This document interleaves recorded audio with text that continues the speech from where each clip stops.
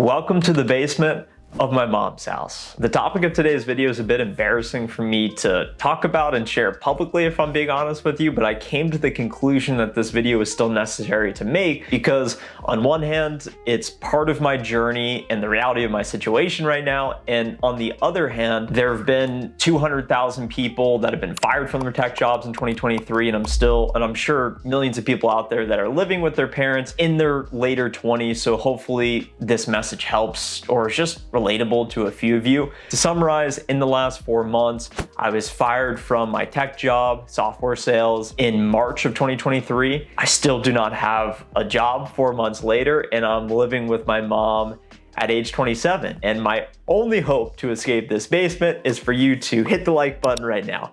I'm not kidding. So what I want to break down is what my last 4 months have looked like, because I've been all over the place. I moved to Denver for a little bit, which I talked about, and I want to close the gap on that story. And then I want to share the 4 lessons that I have learned over these last 4 months that I think are practical. And it's really more so advice that I'm giving myself as I'm reflecting and looking at my own situation. And maybe it will be useful to a few of you out there that are dealing with similar circumstances or just interested to know what it's like on the other side of losing your job, or maybe you're thinking about going off and starting a business on your own, like what I'm working on behind the scenes at the moment. So once I lost my job in March, I had been living in Dallas for the last 5 years. I actually moved to Dallas to start my software sales career. I was obsessed with my career, all in. Lived by the office, lived downtown Dallas for a while. And once I lost my job, I was in disarray. So I went to Florida for a month and basically just partied and had fun. I got back to Dallas and then went to Mexico for a while for a bit of a business trip with some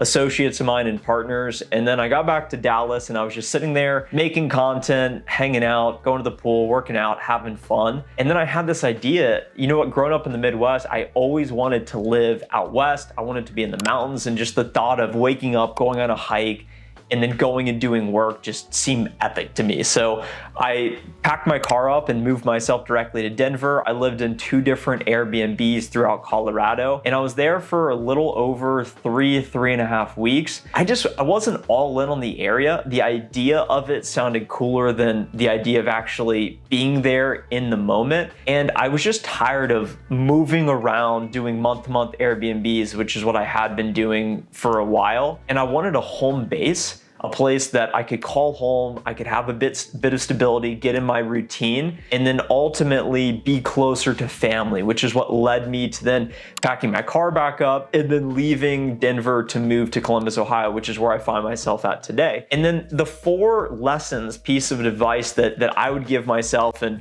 I spent this morning journaling and writing these down. And lesson number 1 is that I don't need to win at age 27. I'm playing the long game. In my software sales career, I was playing the short game at all times. It was, I need to make an obscene amount of cold calls today. I need to hit my quota this quarter. I need to get my commission check. And then hopefully 6 months, 9 months later, I can promote to the next level. And it's this virtuous cycle of just sacrificing your self-interest in the present moment for this little hope, this golden carrot in the near future. And I think it's important to do that for a period of time, which is why I documented that entire journey very closely on this YouTube channel, talking about going all in your 20s. But on the other hand, it's almost a fixed race because you're going to be capped at some point. And I remember watching a Gary Vee video once, and he's like, for the serious entrepreneurs out there, you ought to move in with your parents and just focus on your business and reduce cost. And I know socially there's kind of a stigma around that. It seems like you're going backwards in some ways, moving in with your parents. But the reality of it, someone who's actually doing it, is when you move in with your parents, so long as they're not charging you for anything, of course you want to contribute, but I've basically cut my expenses to less than $1,000 a month. I still like to buy really high quality foods. I still pay for my gym membership. I still pay for a few different things here and there, but I've cut my expenses down. I was paying $2,700 a month for my apartment in Dallas, downtown, 14th floor, sauna, steam room, cold plunge in the building. So I know what it's like to live that high life living. And now I'm on the other side where it's not glamorous, it's not cool. And I'm okay with that. Although socially it may take a hit, although from the outside looking in, it's like, man, they're really going backwards living with their parents. The reality is you're setting yourself up to really focus on you and get better. And I'm okay at this current moment, 27, not winning or appearing to be doing anything for the next 3, 5, 7, 10 years. Because when you start a business, the reality is you can make a little bit of money, but the actual game is 5 to 10 years later, you look up and you either have some sort of exit or you start getting some sort of owner's dividends. It's owning real assets. So I'm okay not winning. I'm okay not having the cool Instagram pictures. I don't even have an Instagram. I'm okay not going on all the cool trips. I'm okay not being in the heart of the best city, although I may be losing out on some relationships. I'm committed to playing the long game, and no sort of static noise is going to interrupt my commitment and focus to just working on myself. That gets us into lesson number 2 is I cannot waste a single day. I know that nobody is going to magically show up and say, Trent, here's the magic wand. I'm gonna turn your life totally around. I'm gonna get you the mansion. I'm gonna get you the big business. I'm gonna get you the wife. I'm gonna get you the kids. I'm gonna get you the unlimited money, whatever it may be. I'm looking at it and I'm saying, if I have to live, if I'm choosing to live at my mom's house at this point, then I really need to be focused. I need to wake up at 5 a.m., which is what I'm doing. I need to go to the gym and start lifting weights, which is what I'm doing 6 days a week. I need to avoid alcohol or anything that makes me feel less certain or confident about myself. Haven't drank in 40 days. I need to eat super healthy and focus on my health, fitness, and my mentality. Haven't had a cheat meal in a few weeks. And that's the grind I'm on right now is I feel massive urgency each and every day. It puts a lot of pressure on me and it can be very stressful at times, but I look at it and I say, if I'm gonna be in this situation, I have to be working on myself harder than anyone would expect me to work on myself. So what my morning routine looks like, wake up at 5 a.m., work out, go to the gym immediately like I talked about, get back, meditate 15 minutes, journal. I write down and answer the questions, the prompts, how am I feeling? What am I grateful for today? And what is my one intention? And then I write down my goals. And I would encourage you to try the practice. I then shift to either working on content, writing down, and just writing and thinking, or I go into reading. I have a massive stack of books there and behind you. And the principle I've learned from this, because I'm rereading the book called Essentialism, he talks about less but better. So many people are just focused their energy in all these different directions, and it's like these mini arrows outside of you. You're just putting energy everywhere. Imagine if you just had one massive line of energy in this one direction. Think about how you can apply that principle by cutting out and just focusing on the bare essential, because if you do not prioritize your time, somebody else will. And that's why I'm remaining so disciplined. Lesson number 3 is that I am grateful I got fired. Yes, I wrote that one down. Let me tell you the reason why. When I was in the moment, I was willing to sacrifice anything for the success of myself and my company. As a result of my hard work in my career, I promoted 6 times, I made my company millions of dollars, I made myself hundreds of thousands of dollars, and in the process, I learned one of the most valuable marketable skills there is, which is sales, and I'm grateful for that. But what this experience has taught me is they always say, hey, you're just a number. Everyone's expendable. But the reality is, you actually are. Look at Meta laying off 20,000 employees, not because they have to, but because they want to, because their investors are saying, you need to be more profitable, cut costs. Look at ESPN recently, right?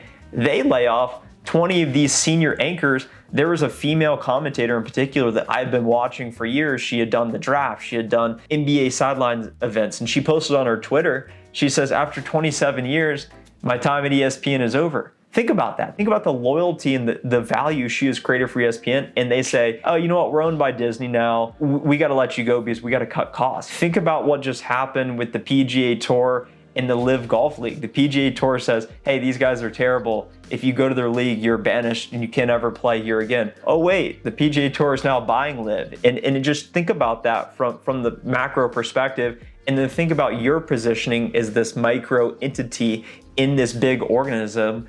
You're totally expendable.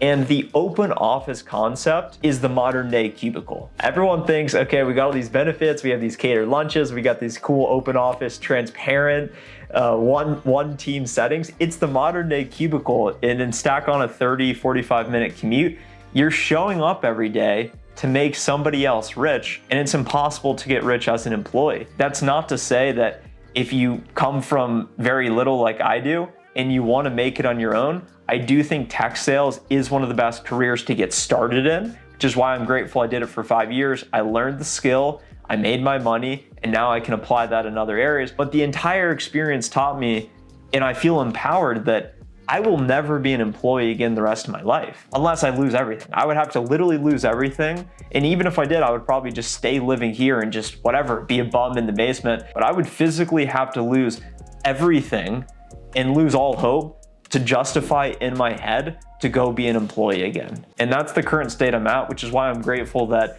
the decision was made for me, because truthfully, I don't think I would have left anytime soon, despite my aspirations and big ideas of starting a business.